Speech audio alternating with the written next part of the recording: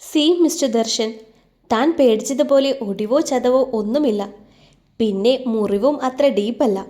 പക്ഷേ മുറിവുണ്ടായത് റോഡിൽ വീണപ്പോഴാണോ അതോ വണ്ടിയിൽ ഏതെങ്കിലും ഭാഗം തട്ടിയിട്ടാണോ എന്നുള്ള ഉറപ്പില്ലാത്തതുകൊണ്ട് നമുക്കൊരു ടി ടി എടുത്തേക്കാം. റിസ്ക് വേണ്ടല്ലോ. അടുത്തുള്ള ഹോസ്പിറ്റൽ അഭിരാമിയുമായി പോയതായിരുന്നു ദർശൻ. ടി ടി എടുക്കണമെന്ന് ഡോക്ടർ പറഞ്ഞത് കേട്ടപ്പോൾ ആമിയാകെ പേടിച്ചിരിക്കുകയാണ്. ഓക്കെ ഡോക്ടർ, സിസ്റ്ററിൻ്റെ ഒപ്പം പോയാൽ മതി, അവർ പറഞ്ഞു തരും എന്താ വേണ്ടത് എന്ന്. പുഞ്ചിരിയോടെ ഡോക്ടർ പറഞ്ഞപ്പോൾ ദർശൻ എഴുന്നേറ്റ് പുറകിൽ പോയി.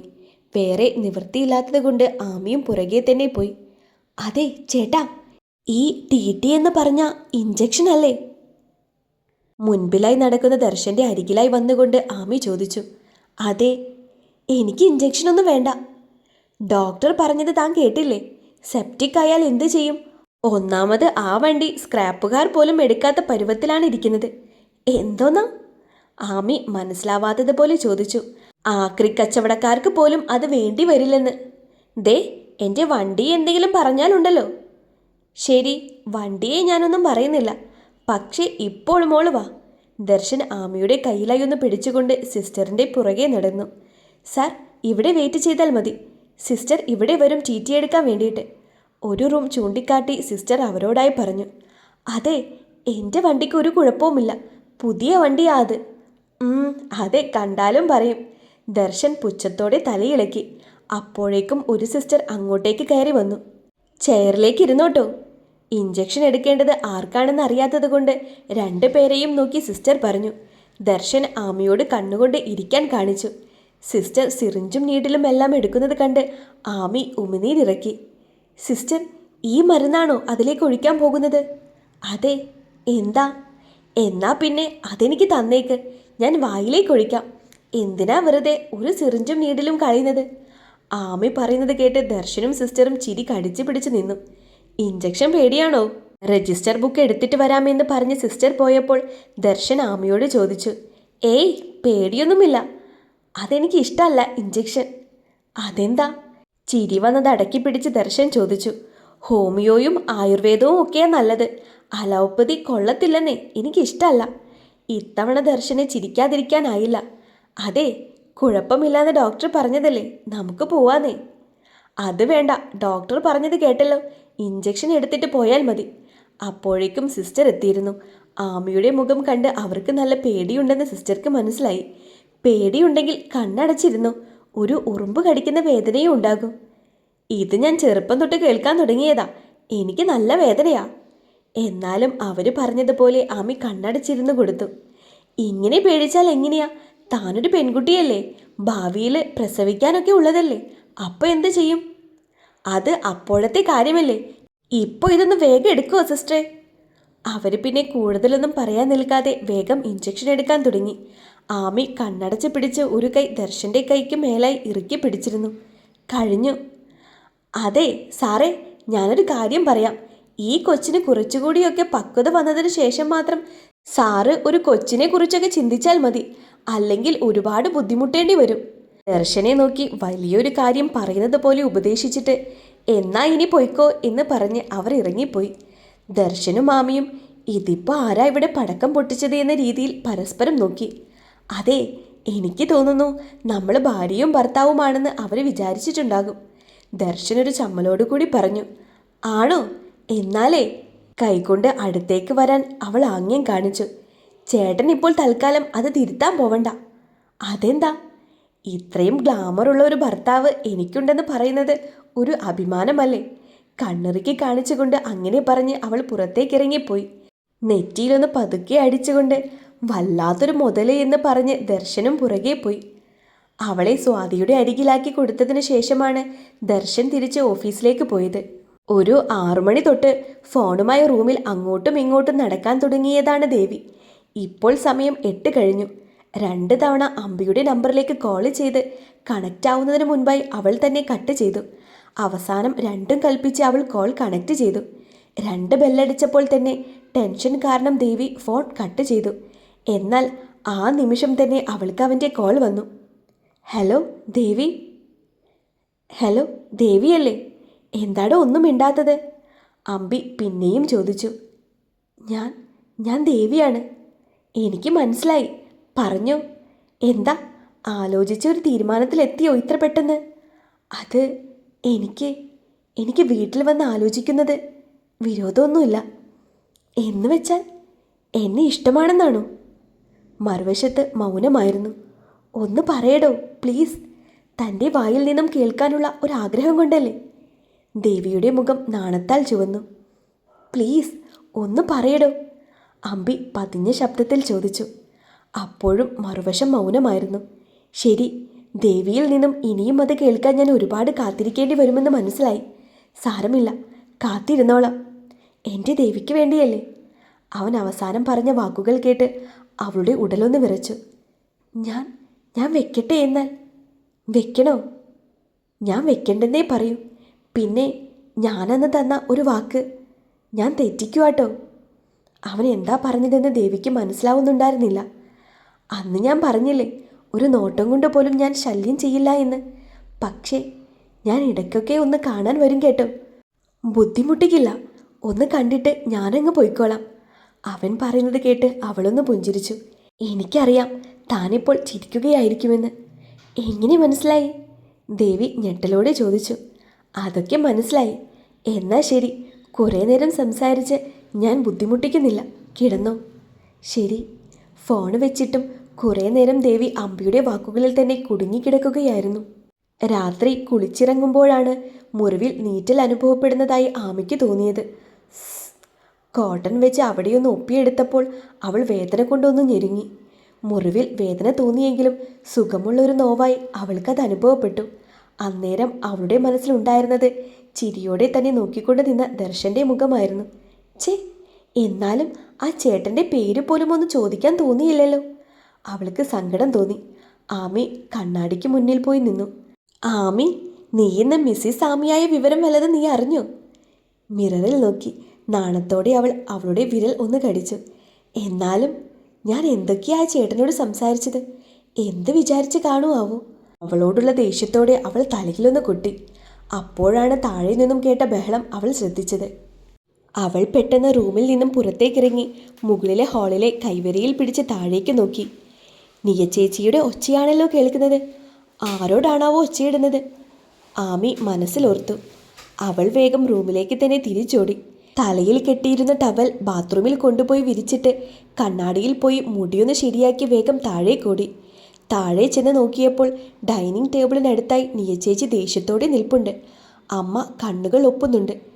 കാർത്തു ചേച്ചി ഒന്നും മിണ്ടാതെ നിൽക്കുന്നുണ്ട്. ആ മുഖത്ത് ഒരു നിസ്സംഗഭാവമാണ്. എന്താ അമ്മേ, എന്ത് പറ്റി? ആമി അമ്മയോട് കാര്യം തിരക്കി. ആ, നീ എത്തിയോ?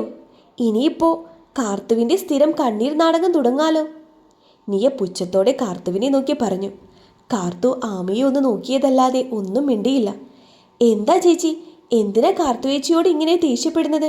കാർത്തു ഇന്നിവിടെ നിന്നതിനെക്കുറിച്ചാ അവൾ പറയുന്നത്. ആമിയുടെ അമ്മ സുധ വിതുമ്പൽ അടക്കിക്കൊണ്ട് പറഞ്ഞു. അമ്മാവൻ ഹോസ്പിറ്റലായതുകൊണ്ടല്ലേ കാർത്തു ചേച്ചി ഇവിടെ നിൽക്കുന്നത്. ഇങ്ങനെയൊക്കെ വരുമ്പോൾ ചേച്ചി സാധാരണ ഇവിടെ നിൽക്കാറുള്ളതല്ലേ. പിന്നെന്താ? അത് തന്നെയാ ഞാനും പറഞ്ഞത്. ഈ മാസം എത്രാമത്തെ തവണയാ കാർത്തു ഇവിടെ വന്ന് നിൽക്കുന്നത് എന്നറിയോ നിനക്ക്? അമ്മാവൻ ഇവിടെ ഇല്ലാത്തപ്പോൾ ചേച്ചിയെ പിന്നെ അവിടെ ഒറ്റയ്ക്ക് നിർത്താൻ പറ്റുമോ? അതുകൊണ്ടല്ലേ ഇവിടെ കൊണ്ടാക്കി തരുന്നത്. അതൊക്കെ അച്ഛൻ്റെയും മോളുടെയും ഓരോ അടവുകളാ. ചേച്ചി ഇത് എന്തൊക്കെയായി പറയുന്നത്? അമ്മാവൻ ഓട്ടത്തിന് പോകുമ്പോഴൊക്കെ ഇവളെ ഇവിടെ കൊണ്ടുവന്ന് നിർത്തും. ആ സമയത്ത് ഇവളുടെ മുഴുവൻ ചെലവുകളും നമ്മൾ നോക്കും. അമ്മാവൻ പിന്നെ ഓട്ടത്തിന് പോയതുകൊണ്ട് ചെലവുകൾ മുഴുവൻ കൊണ്ടുപോയവൾ നോക്കിക്കോളും. ആ കാശ് മുഴുവൻ ലാഭിക്കാം. ആ ഏർപ്പാട് ഇനി വേണ്ട. ഇവിടെ ആക്കുമ്പോൾ ഇവളുടെ ചെലവിനുള്ള കാശ് കൂടി തന്നിട്ട് പോണം. നിയ പറയുന്നത് കേട്ട് ആമിക്ക് ദേഷ്യമല്ല, ഒരുതരം വെറുപ്പാണ് തോന്നിയത്. കഴിക്കുന്ന ഭക്ഷണത്തിന് പോലും കണക്ക് പറയുന്നവർ. ഛേ, അവൾ നിയക്ക് നേരെ മുഖം തിരിച്ചു കളഞ്ഞു. നീ എനിക്ക് നേരെ മുഖം തിരിക്കണ്ട. ഒരുപാട് സമ്പാദിച്ചു കൂട്ടുന്നുണ്ട് ഇവൾക്ക് വേണ്ടി ഇവളുടെ അച്ഛൻ. നമ്മളൊന്നും അറിയുന്നില്ലെന്നേ ഉള്ളൂ. മോളെ, നീ എന്തൊക്കെയായി പറയുന്നത്? അമ്മാവൻ്റെ കയ്യിൽ ഒന്നുമില്ല. മരുന്നിന് പോലും കാശ് തികയാറില്ലെന്ന് നിനക്ക് അറിഞ്ഞൂടെ? പിന്നെ ലോകത്താർക്കും അസുഖം വരാത്തത് പോലെയാ അച്ഛൻ്റെയും മോളുടെയും പെരുമാറ്റം കണ്ടാ തോന്നുക. സുധയുടെ സഹോദരൻ സുരേഷിൻ്റെ മകളാണ് കാർത്തിക എന്ന കാർത്തു. അവളുടെ അമ്മ ചെറുപ്പത്തിൽ തന്നെ മരിച്ചുപോയി. അതിനുശേഷം കാർത്തു സുധയ്ക്കൊപ്പമായിരുന്നു നിന്നിരുന്നത്. എന്നാൽ രാമചന്ദ്രൻ ഇടയ്ക്കൊക്കെ അതിൻ്റെ പേരിൽ വഴക്ക് പറയാൻ തുടങ്ങിയപ്പോൾ സുരേഷ് കാർത്തുവിനെ അവിടെ നിന്ന് കൊണ്ടുപോയി. സുരേഷ് ഒരു കാർ ഡ്രൈവറാണ്. 2 വർഷം മുൻപ് അയാൾക്ക് ക്യാൻസർ പിടിപെട്ടു. അതിൻ്റെ ചികിത്സയ്ക്കായി വീടൊക്കെ വിൽക്കേണ്ടി വന്നു. എന്നാലും രോഗം ഭേദപ്പെട്ടിട്ടുണ്ട്. ഇപ്പോൾ കാർത്തുവും സുരേഷും വാടക വീട്ടിലാണ് താമസിക്കുന്നത്. അയാൾ ഓട്ടത്തിനൊക്കെ പോകുമ്പോൾ കാർത്തുവിനെ ഇവിടെ നിർത്തിയിട്ട് പോകാറൊക്കെയുണ്ട്. ഇപ്പോൾ അയാൾ വയ്യാതെ ഹോസ്പിറ്റൽ അഡ്മിറ്റ് ആയതാണ്. വാർഡിലായതുകൊണ്ട് കാർത്തുവിനെ അവിടെ നിർത്തേണ്ട എന്ന് പറഞ്ഞ് സുരേഷിൻ്റെ കൂട്ടുകാരനാണ് അവിടെ നിൽക്കുന്നത്. അമ്മായി, ഞാൻ വീട്ടിലേക്ക് പോയിക്കോളാം. എന്താ മോളെ ഈ പറയുന്നത്? അവിടെ നീ ഒറ്റയ്ക്ക്? ഇപ്പോൾ താമസിക്കുന്ന വീടിനടുത്ത് ഒരു അമ്മച്ചിയുണ്ട്. അവർക്ക് എന്നോട് വലിയ സ്നേഹമാണ്. അവർക്ക് കൂട്ടു നിൽക്കുന്ന ചേട്ടത്തിയുടെ മോളോട് വന്ന് കൂടെ നിൽക്കാൻ പറയാൻ ഞാൻ. കണ്ടോ, പറ്റില്ല എന്ന് നമ്മൾ തീർത്ത് പറഞ്ഞപ്പോൾ പുതിയ വഴികൾ തെളിഞ്ഞു വരുന്നത് കണ്ടോ? നിയ നിർത്താൻ ഭാവമില്ലാത്തതുപോലെ പിന്നെയും പറഞ്ഞുകൊണ്ടിരുന്നു. അപ്പോഴാണ് അമ്പി അവിടെ ഇല്ലാത്തത് ശ്രദ്ധിച്ചത്. സാധാരണ അച്ഛനോ ചേച്ചിയോ ബഹളമുണ്ടാക്കുമ്പോൾ അമ്പിയേട്ടൻ വന്ന് അതൊന്ന് തടയാറുണ്ട്. അമ്പിയേട്ടൻ എവിടെ? ആമി സുധയോട് തിരക്കി. ഏട്ടൻ ഒരു അത്യാവശ്യ കോളിലാണ്. നീ ഇനി ഏട്ടനെ ബുദ്ധിമുട്ടിക്കാൻ നിൽക്കണ്ട. ആമിയൊന്ന് കാർത്തുവിനെ നോക്കി. വൈകുന്നേരം വന്നപ്പോൾ ഉടുത്തിരുന്ന അതേ വേഷം തന്നെയാണ് അവൾ ഇട്ടിരിക്കുന്നത്. ഞാനിപ്പോൾ വരാം. അത്രയും പറഞ്ഞുകൊണ്ട് അവൾ മുകളിലേക്ക് കയറിപ്പോയി. കുറച്ചു നേരം കഴിഞ്ഞ് അവൾ ഡ്രസ്സ് മാറി വണ്ടിയുടെ കീയുമായി വന്നു. വാ ചേച്ചി, നമുക്ക് പോകാം. മോളെ, ഈ രാത്രി നീ അവളോട് പോകാൻ പറയുകയാണോ? സുധ സങ്കടത്തോടെ ചോദിച്ചു. ഞാൻ ചേച്ചിയെ വീട്ടിലേക്കല്ല ആക്കാൻ പോകുന്നത്, സ്വാതിയുടെ വീട്ടിലേക്കാണ്. ഞാൻ ഉണ്ണിയാച്ചനെ വിളിച്ച് പറഞ്ഞിട്ടുണ്ട് കാര്യങ്ങളൊക്കെ. അത് കേട്ടപ്പോൾ സുധയ്ക്ക് സമാധാനമായി. പൊക്കോ മോളെ, ഇവിടത്തേക്കാൾ സമാധാനത്തിൽ നിനക്ക് അവിടെ നിൽക്കാം. അവർക്കിവള് സ്വന്തം മോളെ പോലെ തന്നെയാണ്. കാർത്തു മടിച്ചു നിന്നപ്പോൾ സുധ അവളോട് പറഞ്ഞു. കൊണ്ടുവന്ന ബാഗുമായി ആമിയുടെ പുറകെ കാർത്തു നടന്നു തുടങ്ങിയപ്പോഴാണ് ദേവിയുമായുള്ള കോൾ അവസാനിപ്പിച്ച് അമ്പി മുറിക്ക് പുറത്തേക്ക് ഇറങ്ങി വന്നത്. ബാഗുമായി ഇറങ്ങിപ്പോകുന്ന കാർത്തുവിനെ കണ്ടെങ്കിലും പ്രത്യേകിച്ച് ഭാവമാറ്റം ഒന്നുമില്ലാതെ അമ്പി നിന്നു. സുധയ്ക്കും ആമിക്കും അതൊരു അത്ഭുതമായിരുന്നു. നിയ വിജയഭാവത്തിലൊന്ന് ചിരിച്ചു. ആമി. നടന്നു തുടങ്ങിയപ്പോൾ അമ്പി ആമിയെ വിളിച്ചു. നീ ഇവളെ കൊണ്ടുപോയി ആക്കാൻ പോകുകയാണോ? അമ്പി ചോദ്യഭാവത്തിൽ അവളെ നോക്കി. ചേച്ചി പറഞ്ഞത് ഏട്ടനും കേട്ട് കാണുമല്ലോ. തൽക്കാലം ഞാൻ കാർത്തുവേച്ചിയെ സ്വാതിയുടെ വീട്ടിലാക്കാൻ പോകുകയാ. എന്താണെങ്കിലും ഒരുപാട് വൈകാൻ നിൽക്കണ്ട. അച്ഛൻ എത്തുന്നതിന് മുൻപ് തിരിച്ചു വരണം. ഇല്ലെങ്കിൽ പിന്നെ അറിയാലോ, അച്ഛൻ്റെ കയ്യിൽ നിന്ന് നിനക്ക് കിട്ടും. ആമി ഒന്ന് കാർത്തുവിനെ നോക്കി. അവൻ വിളിച്ചപ്പോൾ ആമി കരുതിയത് ഇപ്പോൾ എവിടെയും കൊണ്ടുപോകണ്ട എന്ന് പറയാനായിരിക്കുമെന്നാണ്. എന്നാൽ ഈ മറുപടി അവളെ തീർത്തും ഞെട്ടിച്ചു കളഞ്ഞു. കാർത്തു അപ്പോഴും തല കുമ്പിട്ട് നിൽപ്പാണ്. അവർ തമ്മിൽ ഇഷ്ടത്തിലാണെന്ന് ആമിക്കറിയാം. അവൾ ഒന്നും മിണ്ടാതെ കാർത്തുവുമായി പോയി. എന്താ ചേച്ചി, അമ്പിയേട്ടനൊരു മാറ്റം? ഇത്രയൊക്കെ ഉണ്ടായിട്ടും ഏട്ടനൊന്നും മിണ്ടിയില്ലല്ലോ. എന്നോട് പിണക്കമായിരിക്കും. 2 ദിവസമായി ഇങ്ങനെ തന്നെയാണ്. കാർത്തുവിൻ്റെ മനസ്സിലും അന്നേരം അമ്പി വീട്ടിൽ വെച്ച് പറഞ്ഞത് തന്നെയായിരുന്നു. തൻ്റെ മുഖത്തേക്ക് പോലും അമ്പിയേട്ടൻ നോക്കിയിട്ടുണ്ടായിരുന്നില്ല. 2 ദിവസമായി ഫോൺ വിളിച്ചിട്ട് പോലും ആൾ എടുക്കുന്നില്ല. കാർത്തു സങ്കടത്തോടെ ഓർത്തു. എന്താ, ഏട്ടൻ വല്ല കിസ്സും ചോദിച്ചിട്ട് ചേച്ചി കൊടുക്കാതിരുന്നു? മിററിൽ കൂടി അവളുടെ സങ്കടപ്പെട്ട മുഖം കണ്ട് വിഷയം മാറ്റാനായി ആമി ചോദിച്ചു. പോടി. കാർത്തുമെല്ലെ ആമിയുടെ തോളിലൊന്ന് പിച്ചി. ആ വാ, ഞങ്ങൾ കാത്തിരിക്കുകയായിരുന്നു. വീട്ടിലേക്ക് കയറി വരുന്ന ആമിയെയും കാർത്തുവിനെയും നോക്കി സ്വാതിയുടെ അച്ഛൻ ഉണ്ണികൃഷ്ണൻ പറഞ്ഞു. കാർത്തികയല്ലേ? അയാൾ സ്നേഹത്തോടെ തിരക്കി. കാർത്തു ഒന്ന് ചിരിച്ചു. സുനി, ദേ പിള്ളേരെത്തി. അയാൾ വിളിക്കുന്നത് കേട്ട് സ്വാതിയും അമ്മയും ഇറങ്ങി വന്നു. കാർത്തു ചേച്ചി. സ്വാതി സ്നേഹത്തോടെ അവൾക്കരികിലായി പോയി നിന്നു. കാർത്തു ചേച്ചി, എൻ്റെ വീട്ടിലുള്ളതിനേക്കാൾ സന്തോഷത്തോടെയും സുരക്ഷിതത്തോടെയും ചേച്ചിക്ക് ഇവിടെ കഴിയാം. ഒന്നും പേടിക്കണ്ടാട്ടോ. ഉണ്ണിയച്ഛൻ ചേച്ചിയെ സ്വന്തം മോളെ പോലെ നോക്കിക്കോളും. അതൊക്കെ മോൾക്ക് ഇവിടെ നിൽക്കുമ്പോൾ മനസ്സിലായിക്കോളും. ഇനി നീ ഉപദേശമൊന്നും കൊടുക്കണ്ട. സ്വാതിയുടെ അമ്മ സുനിത ആമിയുടെ തലയിൽ കൊട്ടിക്കൊണ്ട് പറഞ്ഞു. എന്നാ ഞാൻ പൊയ്ക്കോട്ടെ ചേച്ചി. അച്ഛൻ എത്തുന്നതിന് മുൻപ് എത്തിയില്ലെങ്കിൽ അതിൻ്റെ പേരിലും ചേച്ചിക്ക് തന്നെ പഴി കേൾക്കേണ്ടി വരും. അച്ഛൻ കൊണ്ടുപോയി ആക്കി തരട്ടെ മോളെ? ഇരുട്ടിയില്ലേ?